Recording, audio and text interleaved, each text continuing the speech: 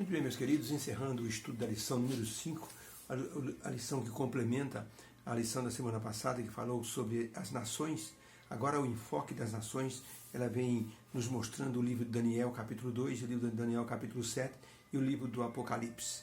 E, logicamente, nós voltamos no tempo, desde o tempo do Gênesis, quando o próprio Deus, ele mostrou que a obediência aos seus preceitos traria felicidade para o ser humano. Infelizmente, Adão e Eva quiseram o conhecimento antecipado e com isso provocaram assim uma ruptura no relacionamento com o nosso Deus.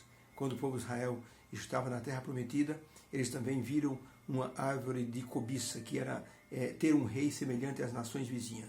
Disseram para o profeta Samuel: queremos ser iguais às nações vizinhas.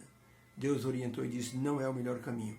Eles insistiram e disseram: nós iremos arcar com as consequências. E arcaram mesmo. O povo foi levado à idolatria pelos reis que os dominou.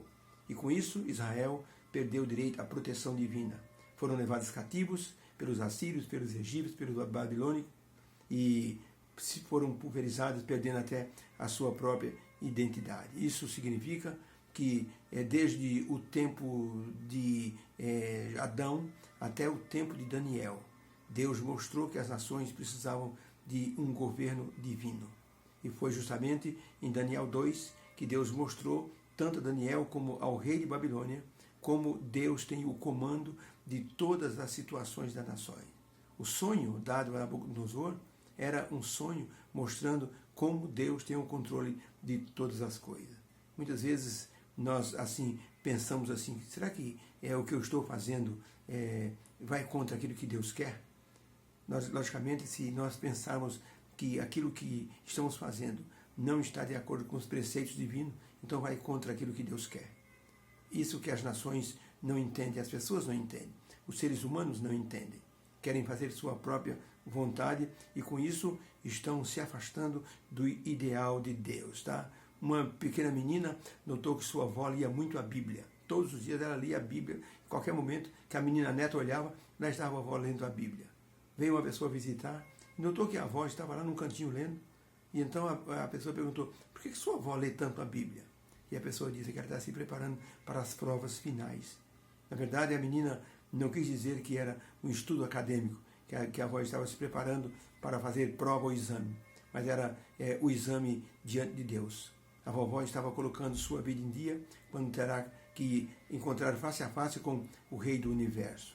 Por isso, nós temos que hoje colocar nossa vida diante do Senhor de forma plena, porque Deus é que vai determinar onde passaremos a eternidade de acordo com o nosso proceder, a nossa forma de ser. Antes que tudo aconteça, precisamos estar atentos, olhando as profecias do tempo do fim, principalmente aquelas que estão no livro de Daniel e do Apocalipse. Daniel capítulo 2 mostrou que a história do mundo piora a cada vez que o mundo envelhece. Não existe governo bom.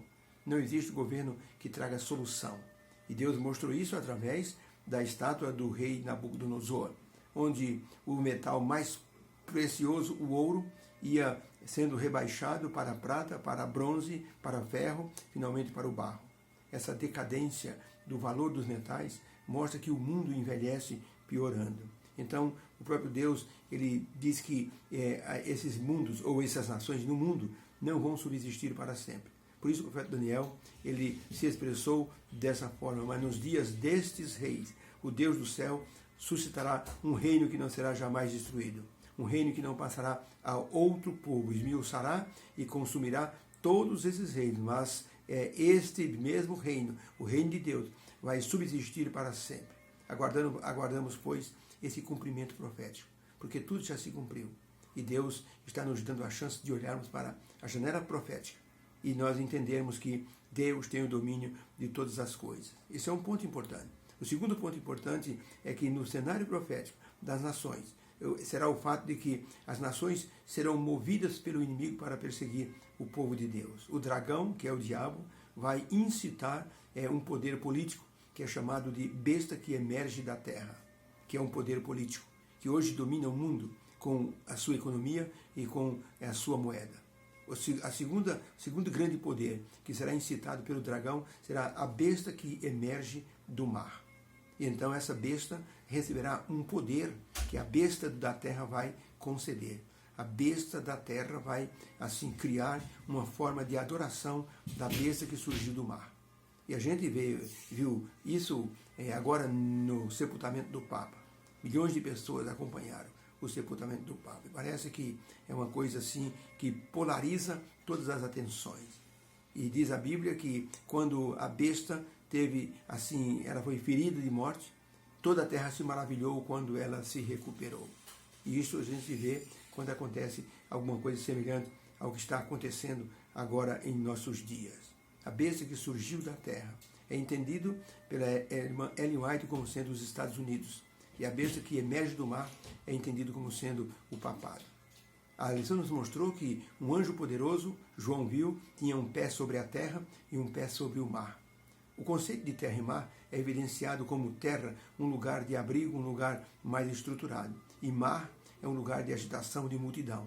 Um anjo com um pé na terra e outro no mar significa que a mensagem desse anjo tem que ser pregada tanto ao povo de Deus como para o mundo lá fora. E essa é a mensagem da segunda vinda de Cristo, é a mensagem da terceira mensagem angélica. Primeira mensagem angélica, também a Deus e dai de glória. Vinde é a hora do seu juízo. Segunda mensagem angélica, caiu a Babilônia. Terceira mensagem angélica, não recebam a marca da besta. Essa terceira mensagem angélica vai criar uma polêmica muito forte contra o povo de Deus. Por isso, as pessoas hoje têm tanto interesse em filmes assim que falam sobre o fim do mundo. As pesquisas mostraram que 70% dos filmes assistidos é sobre o fim do mundo, porque as pessoas querem esse conteúdo. Pessoas que têm a vida vazia, pessoas que acham que a vida é chata, a ideia de que o mundo vai acabar soa assim, de maneira saudável para as pessoas. O mundo vai acabar mesmo, então eu quero que isso tudo se exploda. Então as pessoas pensam assim. Mas nós sabemos que o que Deus quer de nós como povo é que nós façamos um alerta para aqueles que estão ao nosso redor. Não podemos deixar as pessoas perecer sem um aviso. Por isso, aquele homem que estava indo para o trabalho, ele encontrou um amigo que estava voltando tranquilamente e caminhando e olhando para cima. O homem que estava indo perguntou para o colega: "Você não vai trabalhar hoje?" Ele disse: "Eu estava indo, mas eu passei ali e a represa está a ponto de estourar. Tem até uns filetes de água assim, saindo e a represa vai estourar." E o que você está fazendo? "Eu estou indo na cidade avisar o povo que a represa vai estourar." O homem disse: "Como é que é? A represa vai explodir, vai estourar e você está nessa calma?" Ele largou sua marmita, saiu numa carreira, gritando pela cidade, para que as pessoas subissem para os lugares altos, que a represa ia explodir. E as pessoas então começaram a olhar aquele homem e ele gritava: "Fujam, fujam, a represa vai explodir." E as pessoas começaram a correr, largaram tudo, correram para os lugares altos. De repente, um estrondo gigantesco e a água inundou a cidade inteira. Os que acreditaram estavam no alto dos montes olhando a água passar. Foram alertados em tempo. Se fosse pelo primeiro homem que estava andando tranquilo, todos morreriam. Então Deus nos quer como sentinelas que deem o alerta de que as coisas em breve vão acontecer. Deus tem o controle do caminhar das nações. E Deus vai livrar o seu povo daquilo que se chama ira das nações. Deus abençoe a todos. Possamos ter uma boa sexta-feira, uma boa preparação de sábado e um sábado feliz na presença do Senhor. Que o Senhor seja engrandecido, louvado, porque Ele tem a melhor solução para os seus filhos. Deus abençoe a todos.